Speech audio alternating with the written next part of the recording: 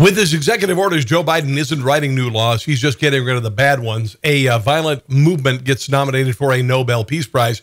And Dr. Fauci's double mask mandate gets a double take.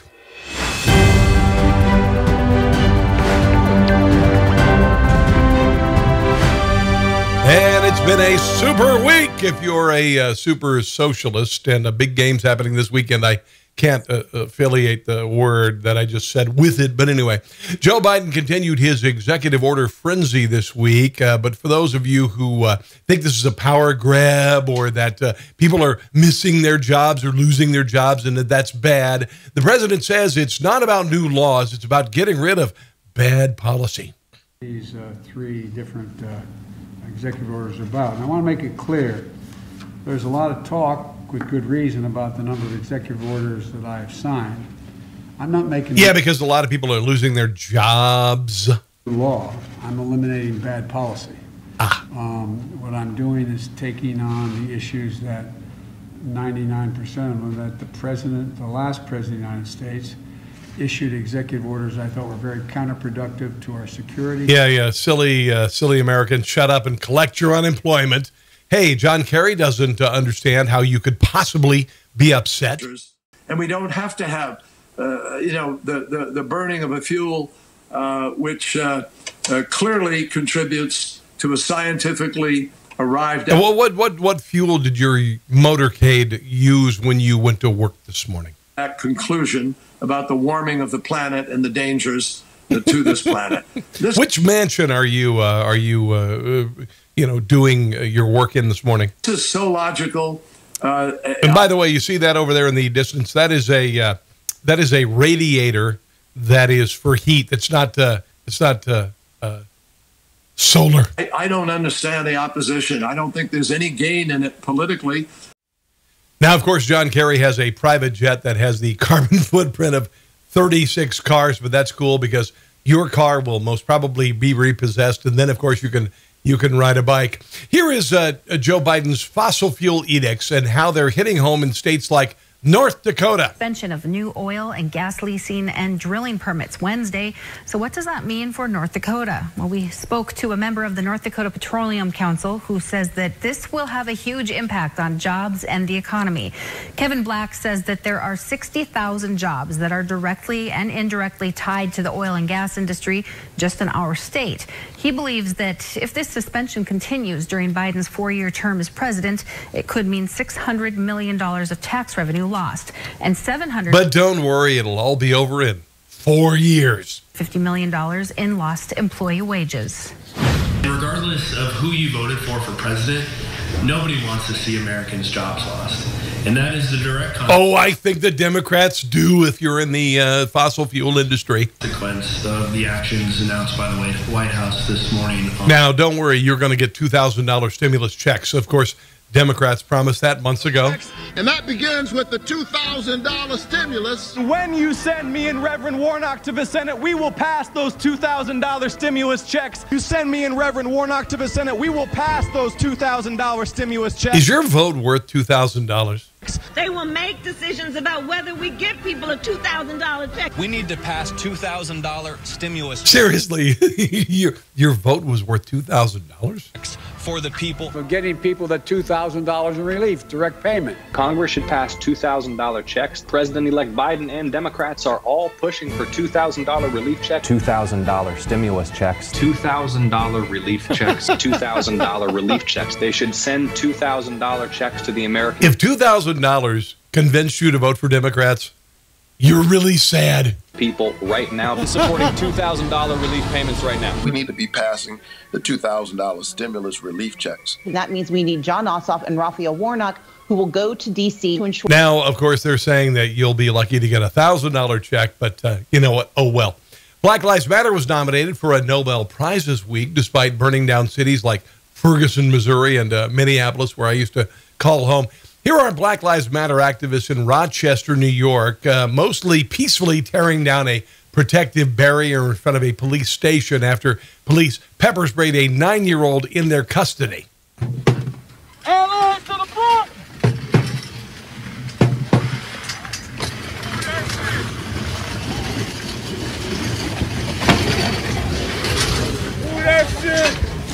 Now, I do not support, pepper spraying a 9-year-old, but at the same time, I don't support tearing down fences. Allies to the front! No justice! I think we need a chant. No peace! No justice! I think they meant to say no justice, no fence. And here is some more sweet, sweet Black Lives Matter protest footage to further their Nobel Peace Prize nomination. You can feel the fucking heat. Hey! She got a knife! She got a knife!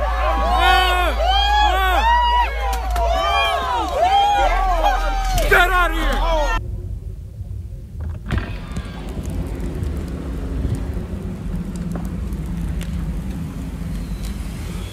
Man, I sure do miss Minneapolis. Coming up, Jen Psaki makes fun of a branch of the military, and it's not the Army or the Marines. It's a new one. Stick around.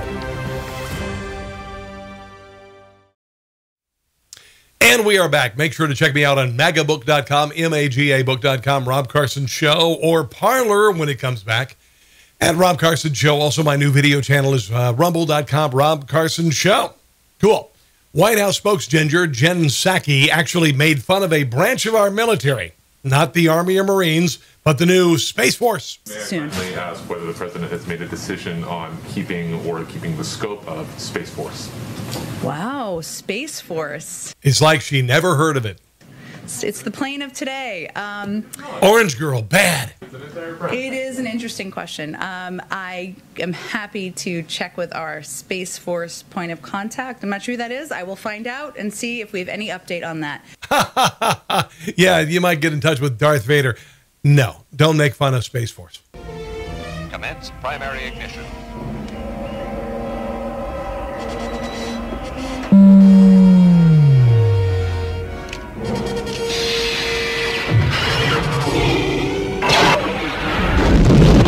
Yeah, again, don't make fun of Space Force, or this could happen to you, Jen.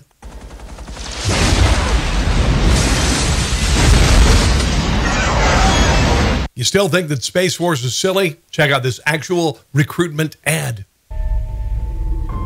Now is the time for a military branch with a clear and singular focus on space. A military branch that protects the hopes and dreams of America and our way of life as the space domain becomes more and more contested. It's time for another giant leap. The United States Space Force is being built from the brightest... I so want to join the Space Force! ...minds across the space operations of the Air Force, our joint services, and the private sector. We aren't just getting ready for the near future. We're getting ready for the 22nd century. When our enemies ask, what if? We will have an answer. You know, Jen was also asked about COVID stimulus money for schools. Even though there's still $66 billion in unspent money for schools in the last COVID bill. You guys have made very clear the $130 billion for K through 12 is crucial to reopening schools. I think there's something along the lines of 60 to 65 billion. Yeah, you haven't spent the money from the last time. In past proposals that have been obligated but is mostly unspent right now on the public school front. What are you guys doing to ensure that gets out the door? Well, I mean, just because we have that money doesn't mean we need more. Or given the priority it is in your next we need more package.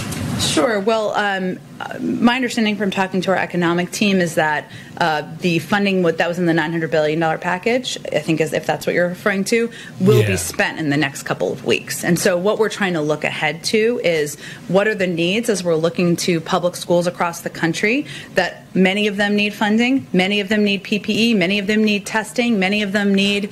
if you're going to ask for PPE and you're a student, you're going to have to get a pass for that. You know, better ventilation. I need a PPE. In their schools. Just go ahead and sign out. You can go. To ensure we have adequate funded needed to open the majority of... You know, it's kind of like your kid telling you, I've got a giant piece of cheesecake on my plate, but I really want that chocolate sundae and those 3 dozen donuts over there. So give it to me. Now, while the funding train is open, there's no stopping for Democrats. Jen also talked about a problem members of government frequently experience with regard to stimulus. It's embarrassing, and frequently, nobody talks about it. The president has been clear that our risk is not having a package that's too big. It's having a package that's too small. And that can be very embarrassing, particularly if you're a Democrat. Anyway, coming up, Dr. Anthony Fauci's double mask, double take. Stick around. Or trying to get one of those N95 medical grade masks.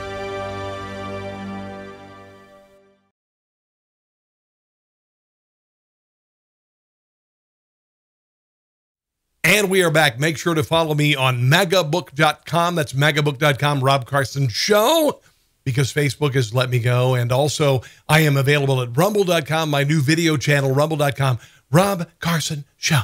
Let's talk about COVID, kids. Now, reports this week show President Biden's CDC may have misplaced up to 20 million doses of the COVID-19 vaccine. But don't worry. Here's our new chief executive explaining his plan of COVID in action.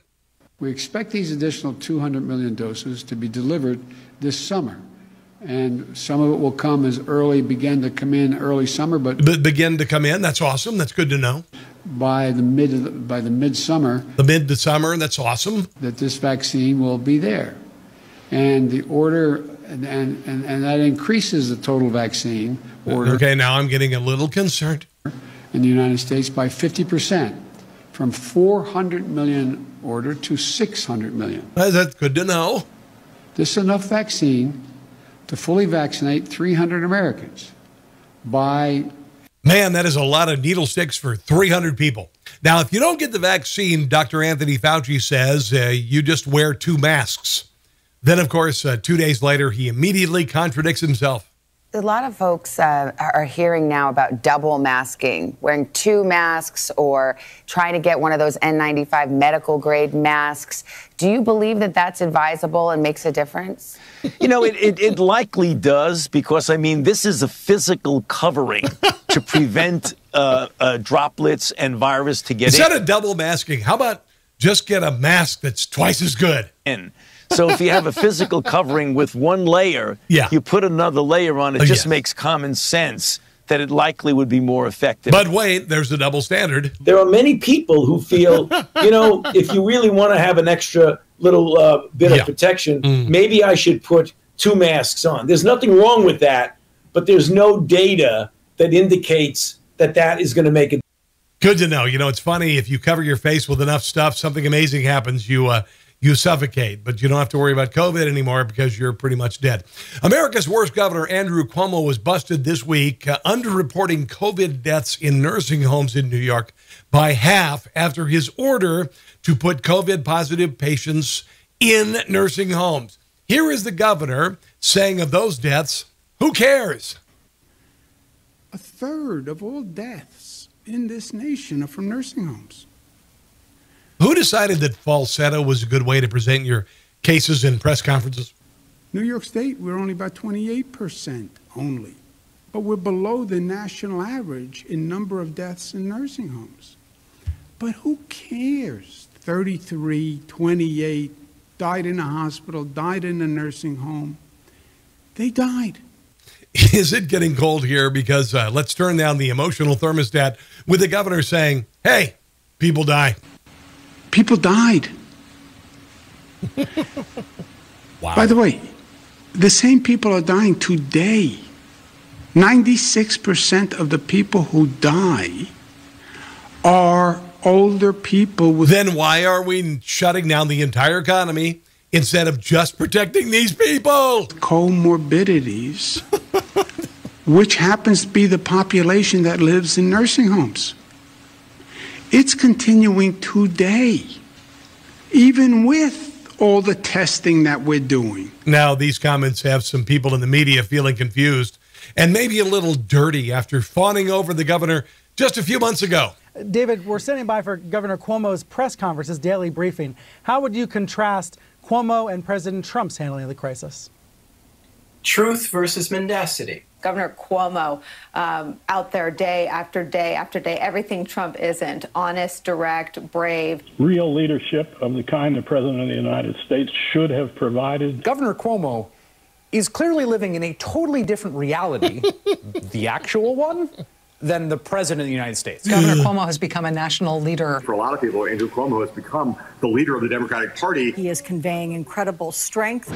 You spoke to National Guard troops today in a stirring speech that If I wasn't now, there is a portable hospital that they never used. Listening carefully, I thought you were sending soldiers off to war. Yeah. You know, if you think things are nuts here in Great Britain, they're saying you should stay locked down, and essential daily tasks are apparently no longer essential. We've all been told since Boxing Day to stay home and follow the rules. We've got this new South African variant which appears to be spreading. We've identified those 8 areas. I mean, in what way is the advice being given to the people in those areas any different to the rules, you know, that you and I operate on and everyone else operates on day in, day out? So it's not. We're all in a lockdown, but I think the message is think again just before you go about activities, even those that are within the rules, such as essential shopping. Do you really need to go for that shopping? Or well, yeah, because, you know, things that are essential are called essential because they're essential. You got enough in? Could you work from home? Could you have that extra conversation with your employer and make sure you get the tests? And it's just also about reinforcing the rules that are in place as well. Now, the Chinese government last week said there are more accurate ways to test for COVID, including let's just call it a bum test. Now, here is some now debunked footage of Chinese citizens supposedly after their new backdoor test to COVID. Obviously, something happened. Could have been a COVID test. Could have been a lot of actually different stuff. Yeah.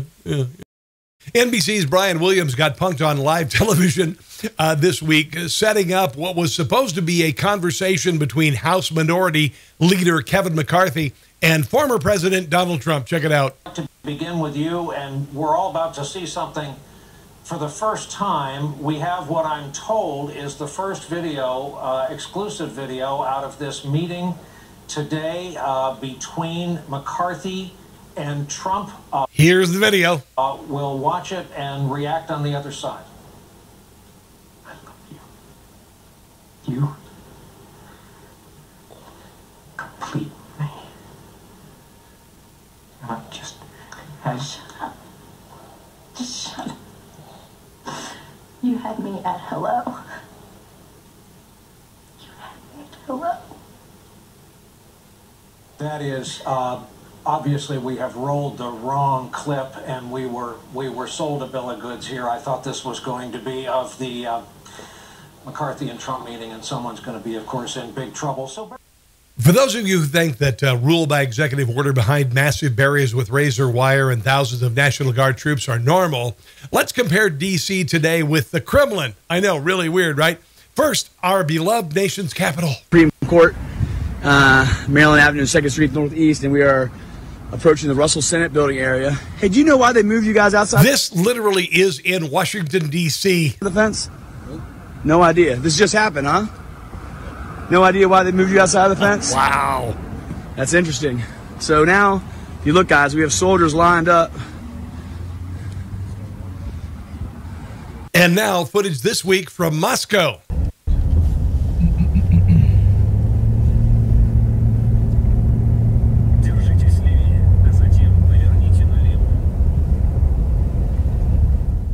Wow, we are putting their totalitarianism to shame.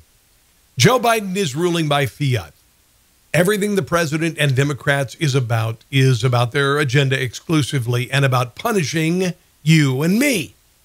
What they don't know is that no matter what indignity they make you suffer, no matter how much the mainstream media propagandizes for their agenda, no matter how much big social media shuts you down, the fire within you will never go out. It's not about a man. It's about a belief in a country is founded. It's about unapologetic patriotism in the face of fascism. When the Titanic sailed in April of 1912, what many people don't know is that the fires raged in the coal bunkers in the belly of that ship. Historians have debated about the blazes weakening the helm, which may have expedited the ship's demise, but we all know what happened to the Titanic. Socialism always fails. It always ends up with needless suffering. Just ask laid-off Keystone XL pipeline workers. It always ends up with increased government dependence and your cost of living going up. Now you can couple that with draconian shutdowns and media censorship. This ship will not stay afloat long. But while it floats, we have to keep our flame alive. Try not to despair. We will get through this together. One final note, an animated short featuring our ex-president. Enjoy. I give you one message to hold in your hearts today. It's this: treat the word impossible as nothing more than motivation. Relish the opportunity to be an outsider, because it's the outsiders who change the world and who make a real and lasting difference. The more that a broken system tells you that you're wrong, the more certain you should be that you must keep pushing ahead. You must keep pushing forward. I have not given up on that guy, and I have not given up on our country. Guys, if you get a chance to follow me on magabook.com, Rob Carson Show Parlor. We'll be back at Rob Carson Show. Rumble.com is my video channel at Rob Carson Show. Have a great week, guys. Stay strong. Stay together. God bless you. And above all, don't catch the stupid.